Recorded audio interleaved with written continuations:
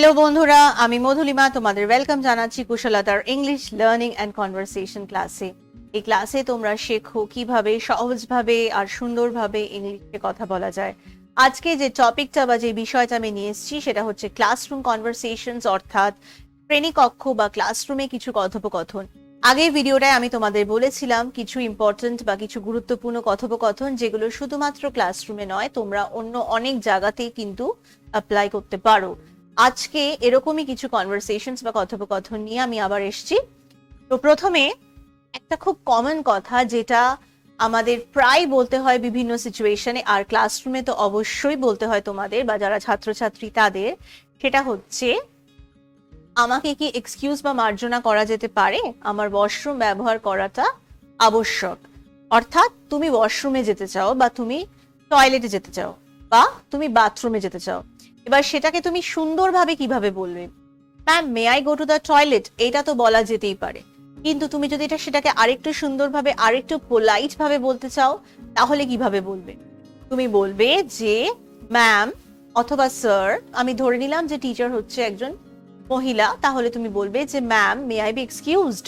সবার প্রথমে মে I be excused, অর্থাৎ আমাকে কি মার্জনা করা যেতে পারে? May I be excused. এই মে আই বি এক্সকিউজড কিন্তু অনেক ক্ষেত্রে বলা যায়। এটা শুধুমাত্র কিন্তু ক্লাসরুমে নয়, তুমি ধরো অনেকের মাঝখানে বসে আছো, সেখানে তোমাকে ইংলিশে বলতে হচ্ছে যে তুমি সেখান থেকে বেরোতে চাও, তখনও কিন্তু তুমি বলতে পারো যে may I be excused, may I be excused. তো আমাকে কি মার্জনা করা যেতে পারে? এবার যখন তুমি মে আই বি এক্সকিউজড বললে ক্লাসরুমে, তার সাথে সাথে তোমাকে কিন্তু এটা বলতে হবে যে তোমাকে কেন এক্সকিউজ করা হবে। টিচার হয়তো জিজ্ঞেস করবে ওয়াই, বা তুমি যদি তার সাথে সাথে বলে দাও যে তোমাকে কেন এক্সকিউজ করা হবে, তাহলে কিন্তু আর কোনো প্রশ্ন থাকে না। তাহলে ma'am may I be excused, তারপরে তুমি বলবে যে I need to use the washroom, I need to use the washroom, বা I need to use the toilet. তোমরা জানো যে টয়লেটকে কিন্তু ওয়াশরুমও বলা হয়। এছাড়াও তোমরা যেটা বলতে পারো সেটা হচ্ছে I need to use the rest room, কারণ ওয়াশরুম বা টয়লেটকে কিন্তু রেস্ট রুমও বলা হয়। এটা তোমরা শিখে নাও। তোমরা যখন অনেক সময় দেখবে যে যখন তোমরা রেলওয়ে স্টেশন বা এয়ারপোর্টে যাবে, তখন কিন্তু তোমরা দেখবে যে অনেক জায়গায় রেস্ট রুম বলে লেখা থাকে। এই রেস্ট রুম মানে কিন্তু টয়লেট বা ওয়াশরুম। তাহলে তুমি যদি পারমিশন নিতে চাও টিচারের থেকে ক্লাসরুমে যে তুমি ওয়াশরুম ইউজ করতে চাও, তুমি কিভাবে বলবে পোলাইটলি? তুমি বলবে যে ma'am may I be excused, I need to use the washroom. Ma'am may I be excused, I need to use the washroom. অর্থাৎ আমাকে কি মার্জনা করা যেতে পারে? আমার ওয়াশরুম ব্যবহার করাটা আবশ্যক। Ma'am may I be excused, I need to use the washroom বা I need to use the rest রুম। এরপরে যে কথোপকথনটা আসতে পারে সেটা হচ্ছে, ধরো তুমি তোমার বন্ধুকে বলছো। এতক্ষণ আমরা শিখলাম যে তুমি টিচারকে কি বলবে। এবার টিচার ছাড়াও ক্লাসে থাকে বন্ধু বান্ধব, তাদের সাথেও আমাদের বিভিন্ন কথা বলতে হয়, তাই তো? এবার ধরো তুমি তোমার বন্ধুকে বলছো যে তোমার প্রিয় বিষয় হচ্ছে ইংরেজি, আর তুমি তোমার বন্ধুর প্রিয় বিষয় জানতে চাও। তো এইভাবে তুমি একটা কনভারসেশন বা কথোপকথন স্টার্ট বা শুরু করতে চাইছো। তুমি সেটা কিভাবে বলবে? তুমি বলবে যে আমার প্রিয় বিষয় হলো ইংরেজি, তোমার কি? এবার সে তার প্রিয় বিষয় বলবে, তো তুমি সেটা এইভাবে বলতে পারো যে my favourite subject is English, what about you? My favourite subject is English, what about you? ইংলিশের জায়গায় হতে পারে maths, my favourite subject is maths বা mathematics, what about you? My favourite subject is Bengali, অর্থাৎ Bangla, what about you? My favourite subject is history, অর্থাৎ ইতিহাস, what about you? তো এইভাবে ইংলিশের জায়গায় তোমার ফেভারিট সাবজেক্ট বা তোমার প্রিয় বিষয়টা জাস্ট ওখানে বসিয়ে দেবে, তাহলে কিন্তু সেন্টেন্সটা কমপ্লিট হয়ে যাবে। তো আমার ফেভারিট সাবজেক্ট যদি হয় ভূগোল, তো আমি কি বলবো? আমি বলবো my favourite subject is geography, what about you? তখন তোমার বন্ধু তোমাকে বলবে my favourite subject is history. হয়তো তার ফেভারিট সাবজেক্ট হচ্ছে হিস্ট্রি বা ইতিহাস, সে বলবে my favourite subject is history. এটা শুধুমাত্র কিন্তু সাবজেক্টের জন্য বা ক্লাসরুমের জন্য প্রযোজ্য নয়, এটাও কিন্তু যে কোনো সিচুয়েশনে তুমি বলতে পারো একটা কনভারসেশন শুরু করার। ধরো তুমি তোমার বন্ধুকে বলছো যে তোমার প্রিয় বই হলো এটা, তোমার প্রিয় বই কি? তাহলে তুমি কিভাবে বলবে? তুমি বলবে যে my favourite book is, my favourite book is বলে তোমার প্রিয় বইটার নাম বলবে, হোয়াট অ্যাবাউট ইউ?